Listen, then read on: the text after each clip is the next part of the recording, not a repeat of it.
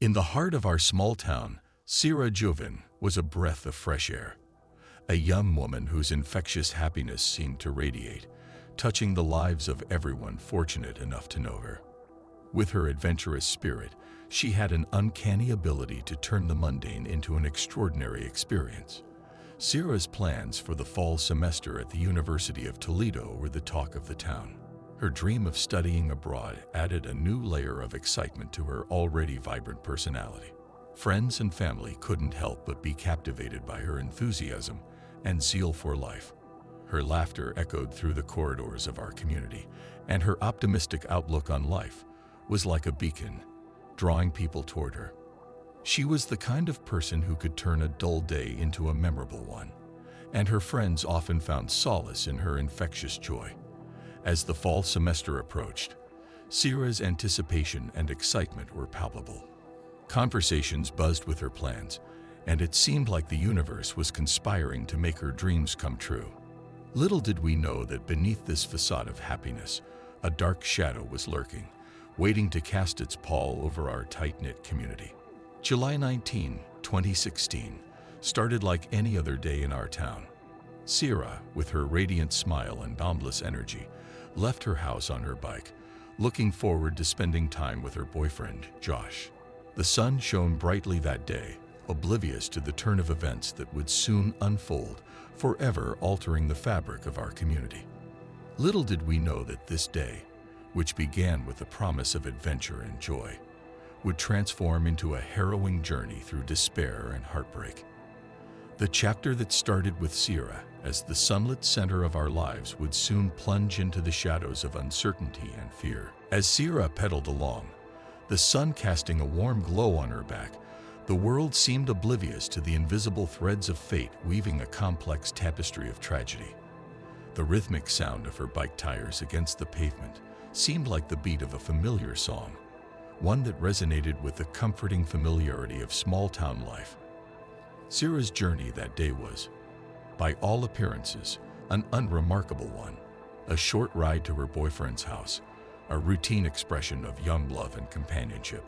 The wind tousled her hair, and the rhythmic whirring of the bike's chain created a soothing melody, blending seamlessly with the ambient sounds of the town. As she ventured toward Josh's house, the distance of 7.12 miles separating them seemed inconsequential. Little did she know that her journey would become a symbol of the fragility of normalcy, abruptly disrupted by the cruel hand of destiny. The anticipation of a simple, joyous meeting hung in the air. Sierah's excitement painted the scene with a hue of optimism, the kind that only youth and love can bring. She was a silhouette against the canvas of a picturesque day, her figure becoming smaller as she pedaled further away, leaving behind the comfort of home. But within the innocence of that ride, unseen forces were at play. The wheels that carried her closer to Josh's house were also rolling her destiny toward an unforeseen and tragic turn.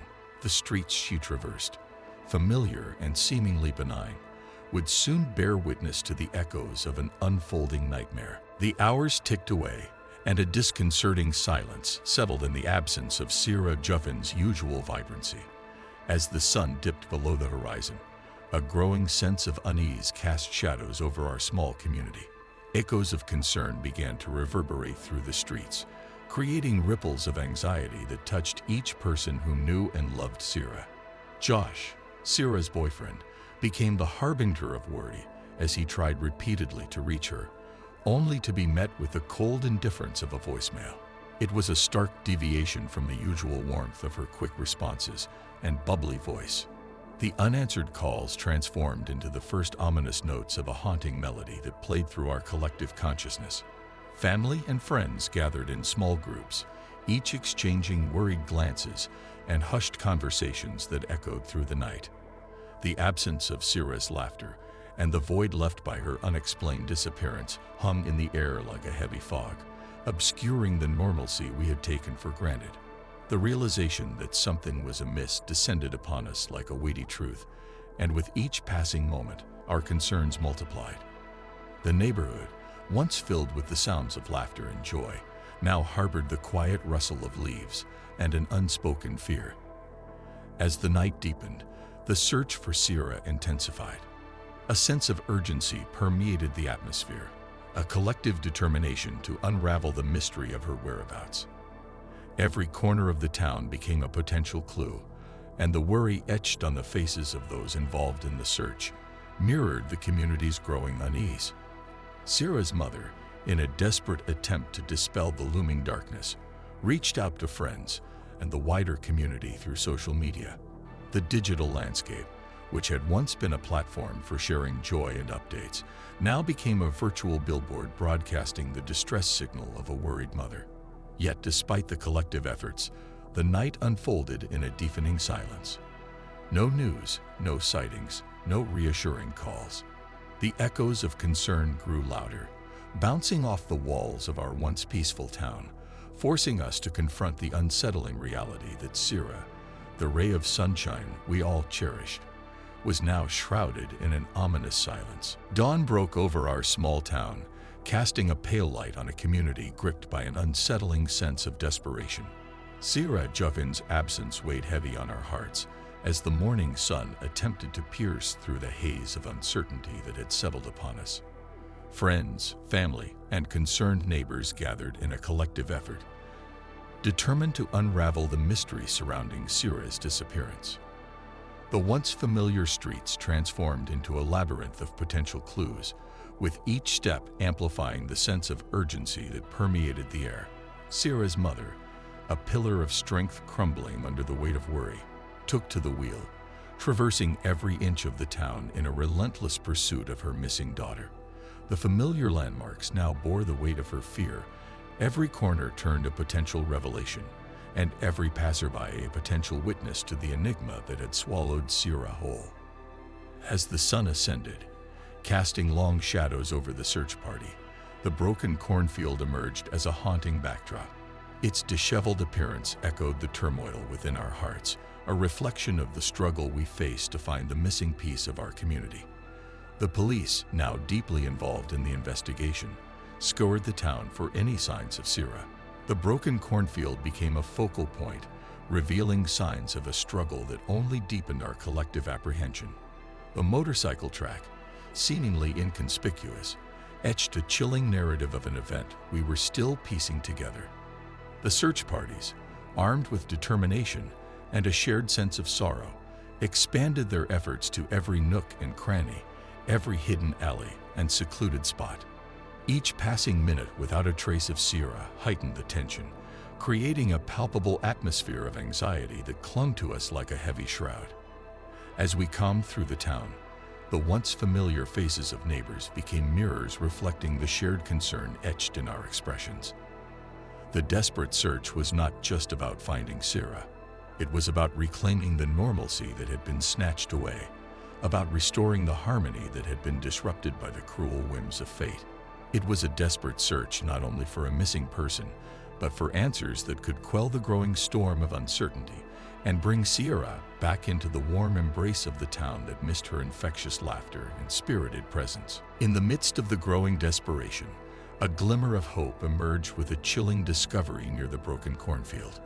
A helmet, seemingly inconspicuous at first glance, became a focal point that would lead the investigation into uncharted territory.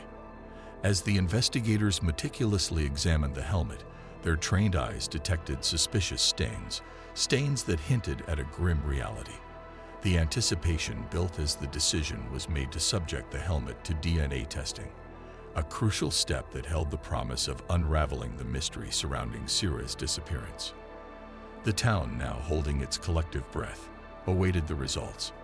Every passing day without news of Sierah deepened the shadows that loomed over us.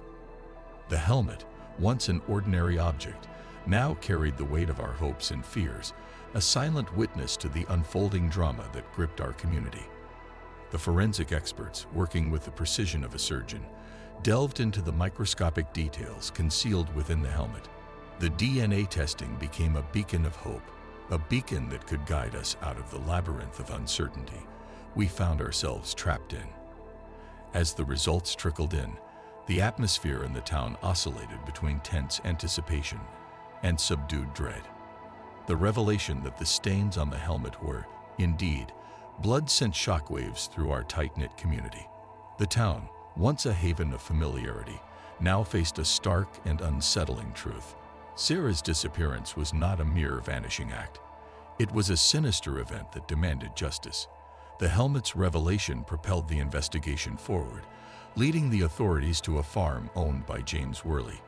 The shadows that had enveloped our community began to take on a form that pointed towards a potential resolution to the nightmare that had gripped our hearts. The revelation of the blood-stained helmet had cast an ominous pall over our community, and as the town grappled with the unsettling truth, the investigation unfolded, leading us to the enigmatic figure at the center of our darkest fears, James Worley. As the authorities delved into James Worley's history, the shadows of his criminal past loomed large. A previous case from 1989 involving the abduction of a woman named Robin Gardner became a haunting parallel to the current nightmare we found ourselves in. The details of that case, where Worley claimed he had restrained Gardner after a bike accident, took on a sinister undertone in the wake of Sierah's disappearance. Worley's explanations for his actions in the past case were scrutinized, and the circumstances surrounding Robin Gardner's ordeal became a disturbing echo of the events we now faced.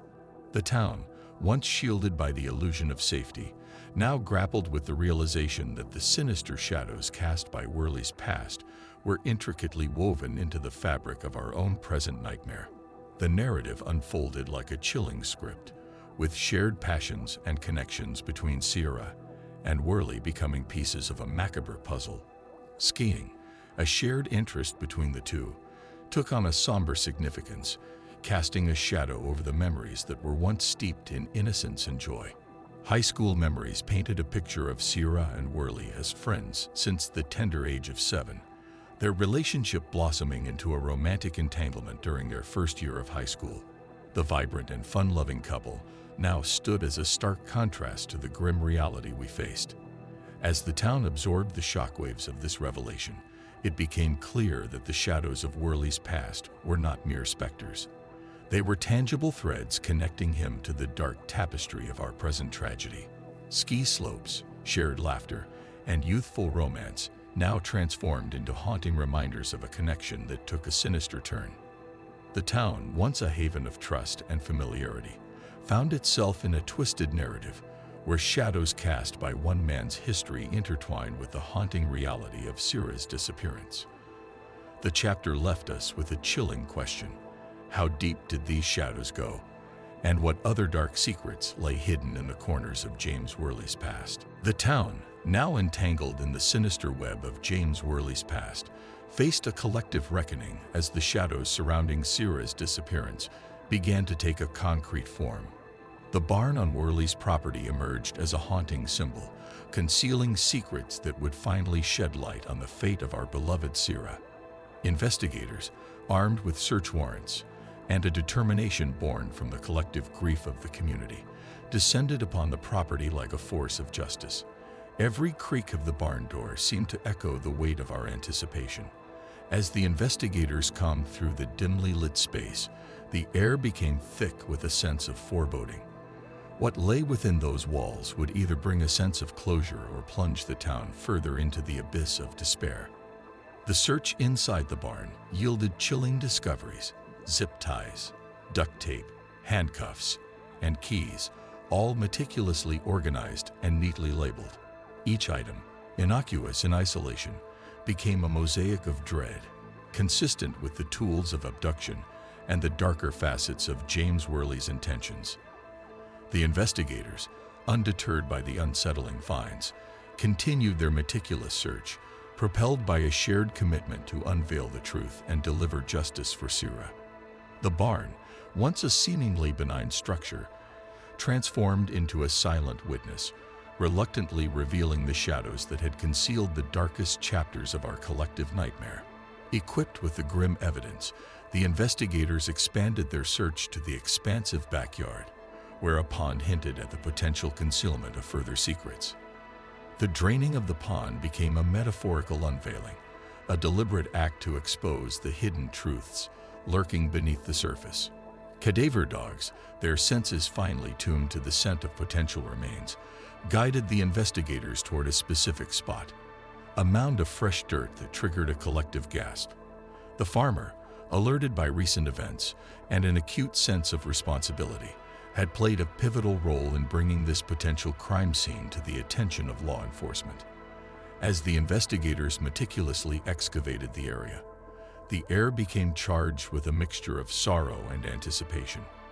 The discovery, when it came, was a gut-wrenching confirmation of our worst fears. Human remains, identified as Sierah Joughin, bound and silenced by the unspeakable horror inflicted upon her. James Worley, 2 years later, stood trial for the heinous crimes committed against Sierah. The evidence, gathered from the barn, the pond, and the grim discovery, formed a tapestry of guilt that left no room for doubt. The courtroom, once a bastion of order and justice, became the stage for a chilling narrative that unfolded over 8 intense days. The state presented a terrifying story that gripped the jury and spectators alike, weaving together the threads of tragedy and the pursuit of accountability. In the end, after 6 hours of deliberation, justice prevailed. James Worley was found guilty on all counts related to the kidnapping and murder of Sierah Joughin.